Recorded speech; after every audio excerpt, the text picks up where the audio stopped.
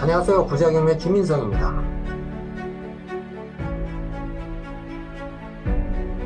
전세 사기를 막을 최선의 방법은 예방이 최선입니다.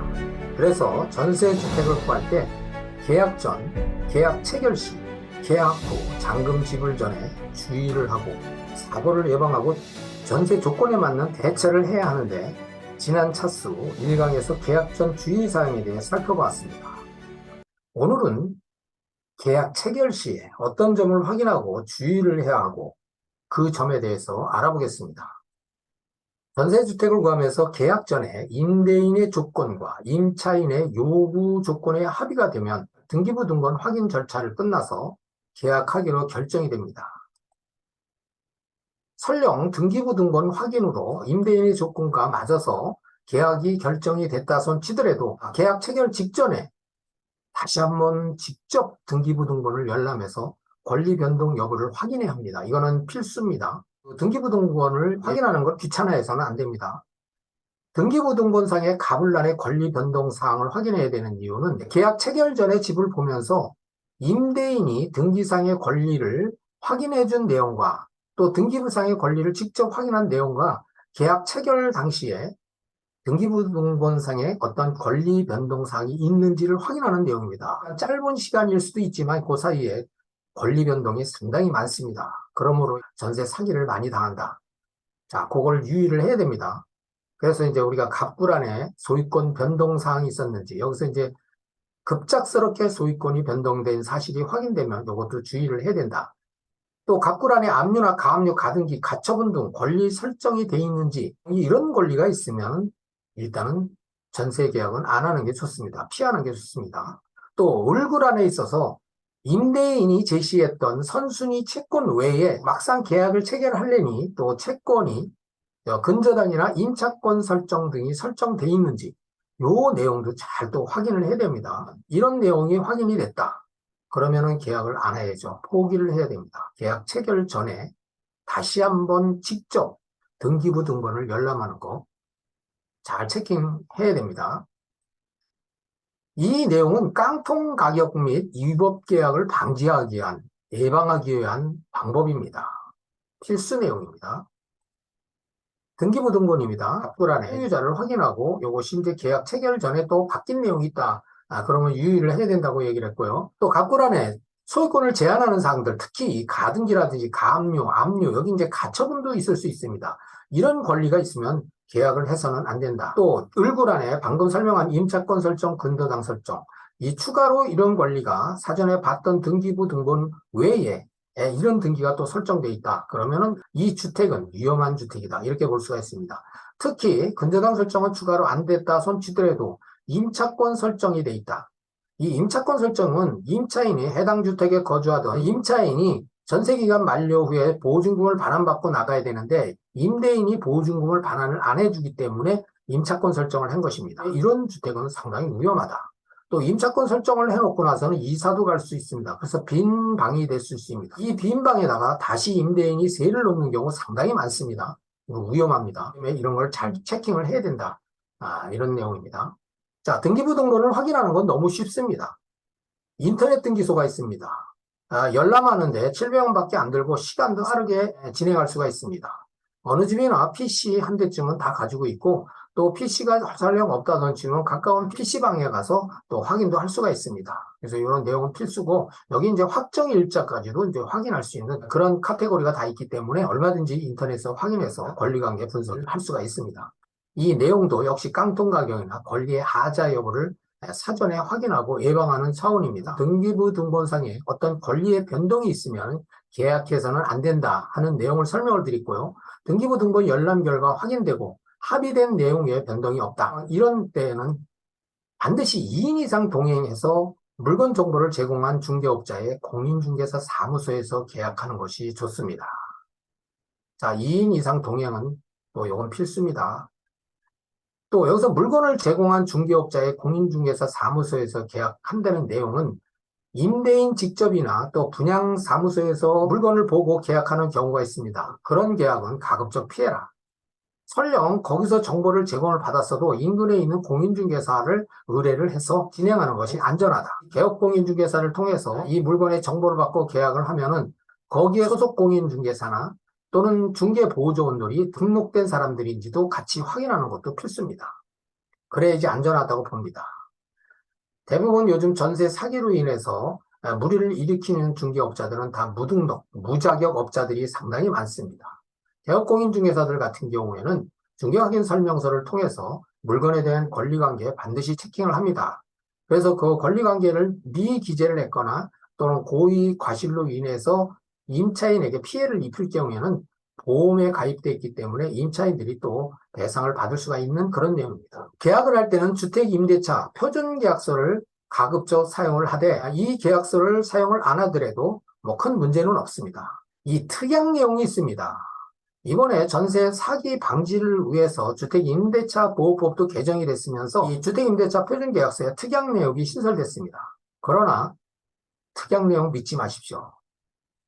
부동산업에 40년간 경험을 한 오늘 유튜브가 얘기하는 걸 반드시 믿으십시오. 이 특약 내용은 있어서 나쁠 거는 없지만 그렇다고 믿지는 못합니다. 특약 내용에는 어떤 내용이 신설되어 있냐면 대항력 보강에 대한 내용입니다. 또 세금 체납과 선순위 임차인 정보를 확인할 수 있는 내용입니다.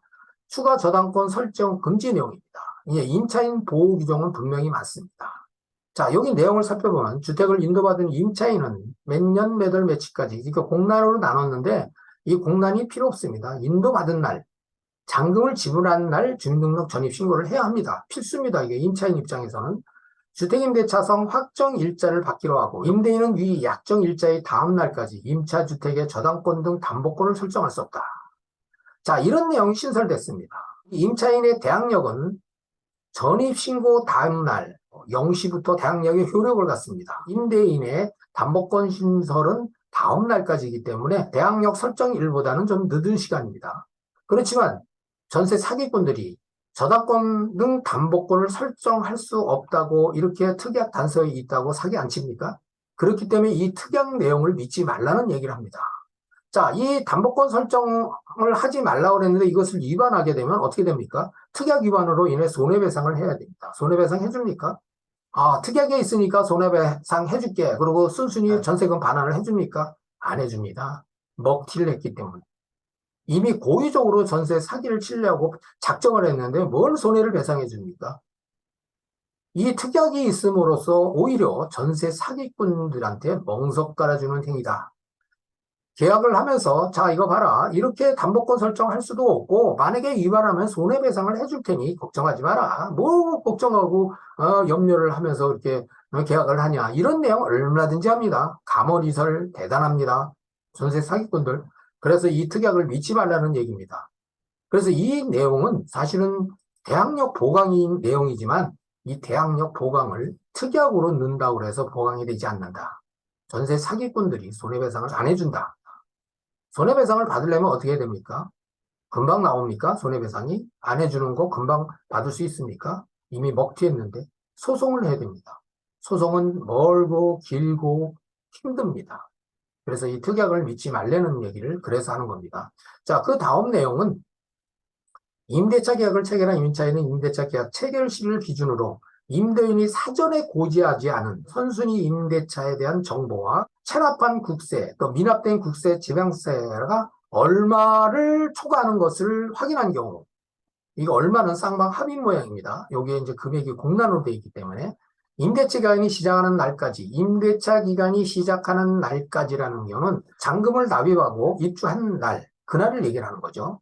계약금 등의 명목으로 임대인에게 교부한 금전 기타 물건을 포기하지 않고 임대차 계약을 해지할 수 있다. 이런 내용입니다. 그렇기 때문에 특약을 믿지 마라. 이런 내용을 다시 한번 말씀을 드립니다. 합의가 안 된 사실이한 내용을 나중에 처리된다고 미루면서 계약 단서나 각서를 첨부한다 하면 그 자리에서 계약을 포기하십시오. 각서나 단서 무용지물입니다. 이행을 안 하면 아무런 의미도 없습니다. 계약 전에 이미 합의에 의해서 이런 내용을 해결해주고 말소를 하고 처리한다고 약속을 했는데 막상 계약을 하면서는 그 내용을 처리를 안 하고 나중에 해준다. 이건 무조건 계약 포기입니다. 대리인 계약 시 이 대리인이 계약을 하면서 상당히 많은 또 사기가 일어납니다. 위임장과 이임감을 제시해도 반드시 건물주, 임대인에게 확인하고 사전에 임대인의 인적 사항 등을 등기부 등본 등을 통해서 직접 확인을 해놔야 됩니다. 계약서 작성 전에. 이런 내용 아주 상당히 중요합니다. 대리인 확인 서류로는 위임장이 있고 인감증명서 있습니다. 본인 발급 3월 이내여야 합니다. 본인 인감도장, 대리인 인감도장, 또 신분증, 본인하고 대리인 반드시 이게 잘 체킹을 해야 됩니다. 대리인 계약을 할 때.